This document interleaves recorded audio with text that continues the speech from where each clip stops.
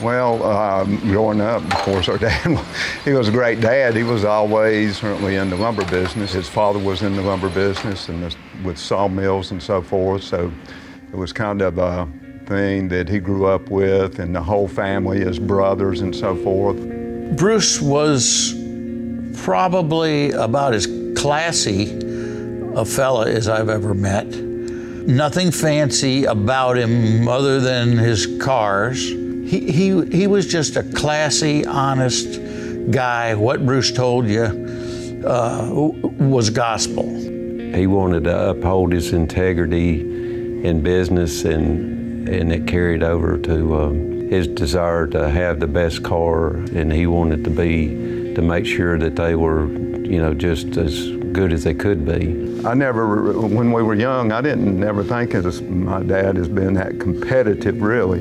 But when he got into started showing cars, he won every time he never came in second. There was about 4 or 5 of us back 30 years ago that were all got interested in these early V8 Fords, you might say, and this was the moonshine capital of the world, Wilkes County was often called. And so when you take the nostalgia of the liquor runners, the moonshiners, etc., they were all running these old flathead Fords back in the early 40s. You know, my dad was always checking antique car magazines, something for sale, and calling the owners of those cars and checking it out. It manifested itself, and then you buy one vehicle, you have it restored, or you restore it yourself. It leads to a second, a third, and a fourth, and as we see here today, 34 cars in Bruce's collection.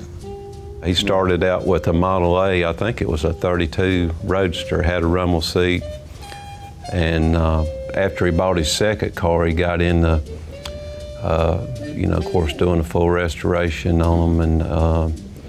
And he began to start showing cars, and he had an interest in doing that. And he had an eye for what needed to be done to a car. He would get personally involved in cleaning the cars up. He would take nuts and bolts, and they were cadmium plated or chrome plated or what have you, and he would polish each one, you know, before it was put on. And my father treated his cars just like he did in the lumber business, with honesty and integrity. Well, they're all award-winning national cars. They're all junior, senior preservation, just about every one of them that I can think of. Some of them are repeat preservations. Some of them are Grand National winners. I mean, that's the kind of cars that are in this collection. They are first class, quality, nut and bolt off, body off. Every nut and bolt's been a part on them. They're pristine. In 1932, Henry Ford came out with his first V8. The workmanship was good on those cars. They were assembly line cars. They were reasonably priced cars where people could afford them.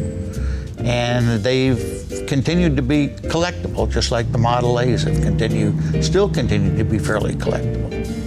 Well, the 1940 Ford was probably Bruce's first love. And again, that goes back to that's what the moonshine boys around here were running, they were using. And the 39 Ford, which Bruce has 4 or 5 of those too, is basically exactly the same car mechanically. Then he started to get into the 1934 Fords. He really liked the 1934 Fords, which Bruce and I used to always say the 1934 Ford Coupe, or the Ford car, is the prettiest car that Ford ever built. Our father really loved these cars. And so I hope, you know, that the people that get these cars are not doing it just for the trade on, maybe down the road and make money on, that they have a true interest in restoring them and taking care of them like our dad did. I mean, he had an interest in a story almost about every car. I have never honestly felt a tremendous ties to the cars. That was Dad's thing, that wasn't mine. But to get rid of the cars, you know, the thing he loved a whole lot, it's emotional. It's emotional to think about now, really. I'm going to miss when I come here and see the vacant buildings, it's going to be a empty hole.